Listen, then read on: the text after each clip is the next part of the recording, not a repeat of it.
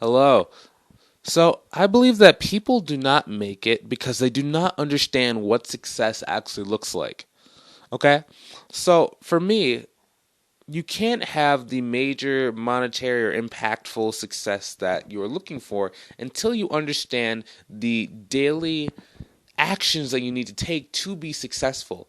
Okay, and a lot of people do not actually understand. I know for the longest times I didn't understand that because you see like these big people on TV and they shoot a video for like 5 minutes, but you're like, okay, I know that shooting this video is not what made you successful. So what are those steps, and what are you doing every single day to be able to get the success? That's why people love those daily routine videos.